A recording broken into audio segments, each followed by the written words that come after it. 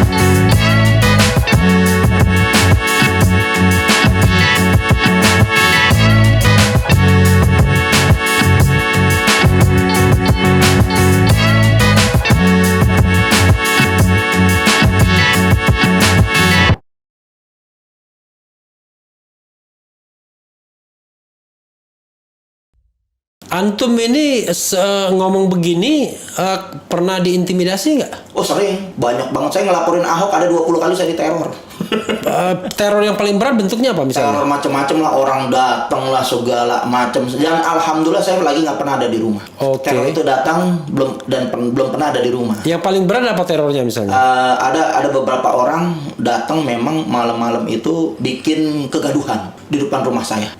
Bikin kegaduhan depan rumah saya dengan harapan saya bisa keluar. Mungkin juga kalau saya ada di ketika itu mungkin bisa dikatakan keselamatan jiwa saya terancam. Oh, nanti pura-pura bikin kegaduhan lalu kayak dibuat skenario seperti perkelahian. Orang ada 3 orang 4 orang benar dia bikin skenario seperti perkelahian. Oke. Karena ketika saya waktu itu data saya terbuka, sidang data saya terbuka. Semua nama, alamat semua. Hari itu saya sidang pertama, hari itu saya mendapatkan teror yang luar biasa karena data saya terbuka di pengadilan. Sidang pertama, sidang ente itu atau sidang Ahok? Oh, sidang Ahok. Di Pengadilan Negeri Jakarta Selatan. Sekarang kan Ahok kan nggak terlalu penting lagi. Betul. Maksudnya. Maksudnya kenapa ente masih persoalkan nggak ya?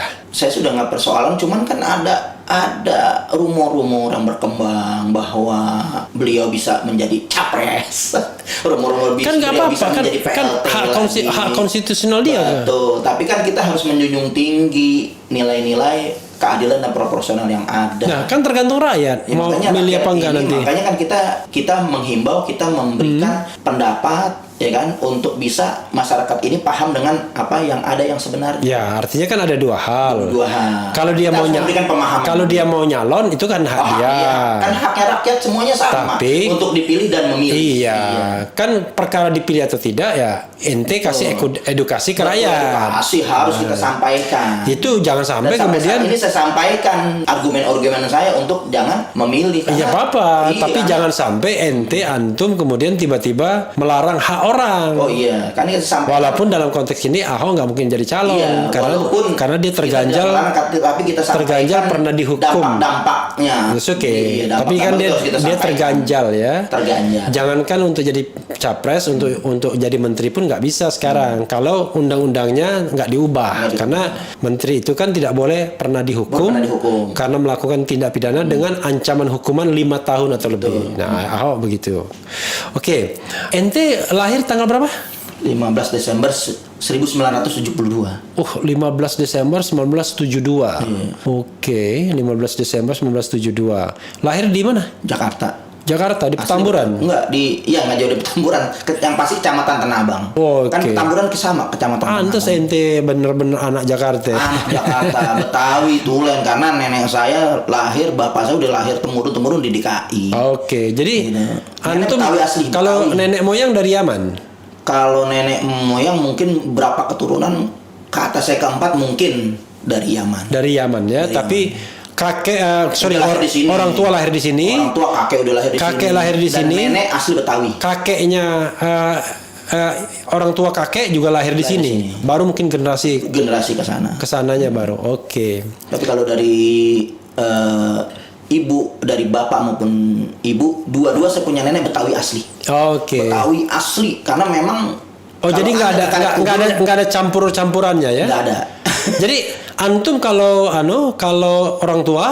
orang tua itu udah campuran berarti ya? Orang tua campuran. Kalau yang dari bapak campuran. Dari bapak, dari ibu? Dari ibu juga campuran. Campuran. Apalagi ke ente lebih campuran lagi ya? Iya, campuran. Apalagi saya punya istri pribumi. Oke. Asli. Orang mana? Betawi. Orang Betawi. Benar, Betawi. Anak ente pribumi juga. Sebenarnya nggak relevan lagi bilang pribumi dan non pribumi itu ya. Karena kan semua warga negara Indonesia kan sama. Jadi saya ingin tanya terakhir ini begini, kalau ente jadi penguasa, jadi presiden katakan, atau wakil minimal, apa yang ente bayangkan? Yang pertama saya bayangkan adalah penegakan hukum. Oke. Penegakan hukum itu karena hukum menjadi panglima di negara Indonesia ini, karena kita berdasarkan dasar sumber hukum adalah Pancasila. Tentunya hukum yang berketuhanan yang Maha Esa. Pasal kedua, ketiga, keempat, kelima itu harus dijiwai, diruhi dengan berketuhanan yang Maha Esa. Itu yang kita paling junjung tinggi agar hukum ini tidak bertabrakan dengan nilai-nilai berketuhanan yang Maha Esa. Itu. Jadi penegakan hukum. Penegakan hukum. Konkretnya apa? Konkretnya kita melihat untuk kasih konkret dong. Saya begini, saya gini itu. Konkretnya apa? Jadi kita melihat saat ini kasus-kasus banyak banget, udah banyak yang sangat tidak berkeadilan. Kasus penistaan agama ini laporan menumpuk, hampir 20 laporan penistaan agama. Ente itu akan proses. Begitu walaupun para koruptor. Koruptor itu akan kita kedepankan untuk kita habisi. Dengan penjara yang sebesar, kalau perlu hukuman mati. Jangan potong tahanan, hukuman mati.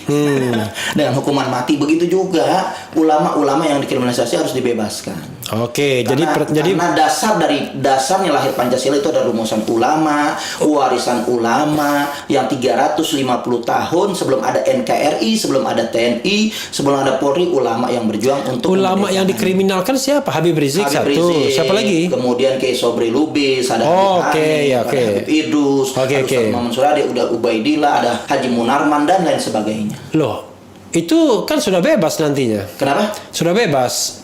Kan nggak lama. Saat ini kan masih di dalam penjara, artinya termasuk mereka lah ya. Termasuk mereka. Jadi artinya kita harus menjaga. Antum akan akan mendukung undang-undang perlindungan ulama.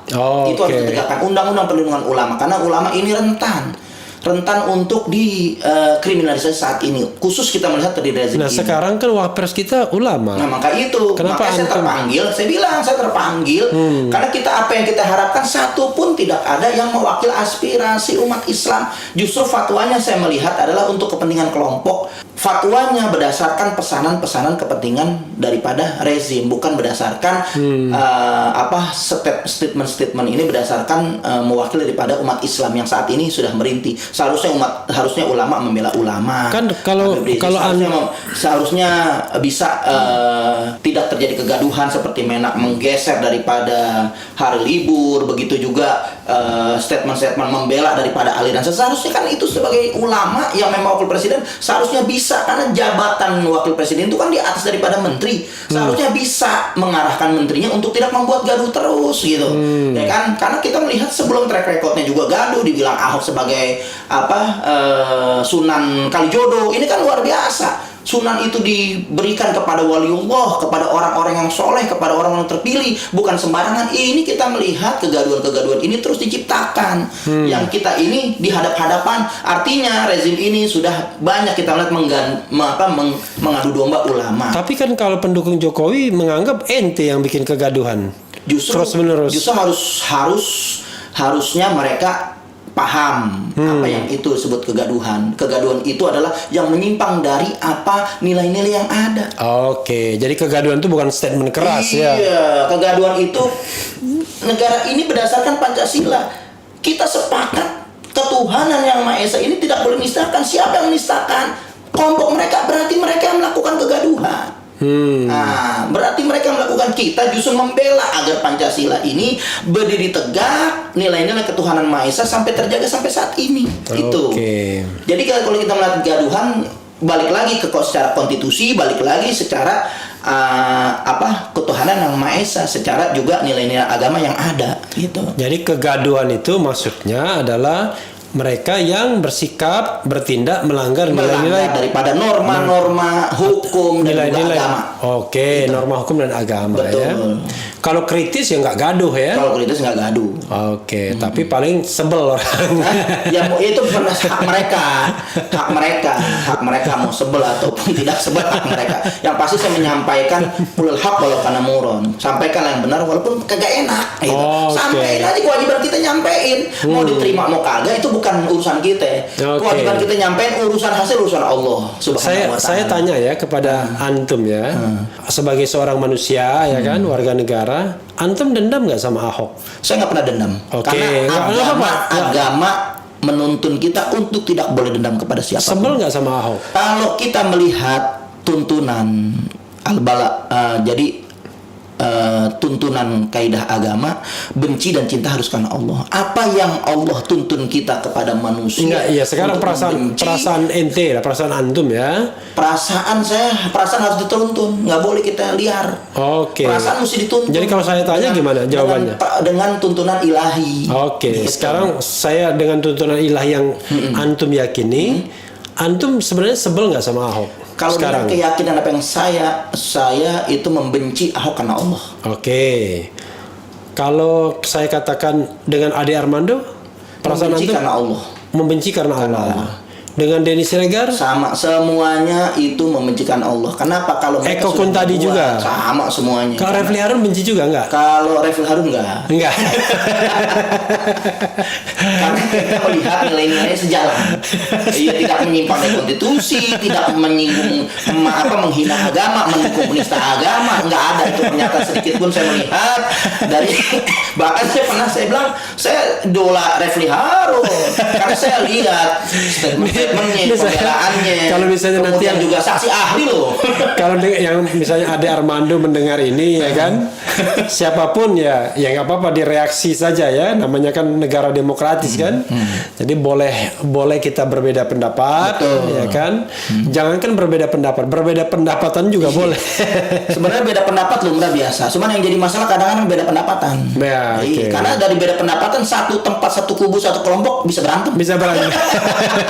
Apalagi beda kubu ya. Beda kubu. Satu kubu aja bisa berantem. Kubu aja beda pendapatan. Ini gara-gara beda pendapatan juga. Kalau kita melihat faktor politik gitu kan. Iya, politik yang tanpa dinilai dasar-dasar nilai-nilai ilahi itu luar biasa. Pertarungan memperebutkan kekuasaan jabatan itu kenapa? Karena memang sekarang pendapatan. Sekarang saya tanya lagi. Kalau antum jadi penguasa, entah itu presiden atau wapres, itu antum butuh buzzer nggak nanti? Saya nggak butuh buzzer. Saya biarlah nilai-nilai yang ada ini kebenaran akan sampai kepada telinga-telinga yang mendengar. Pasti insya Allah. Oke. Nggak perlu kita mengkondisikan, karena mengkondisikan seperti itu, memutarbalikan fakta itu adalah dosa besar. Oke. Bersaksi besar, bersumpah dengan itu, bersumpah palsu dengan dosa besar. Dengan apa yang mereka lakukan, kita nggak mau untuk masuk ke arah situ. Karena saya penggiat media, insya Allah jadi penguasa saya akan rapikan media untuk jangan sampai menimbulkan pecah belah, mengadu domba, kemudian juga menyerang agama, menyerang ulama. Harus itu tertib.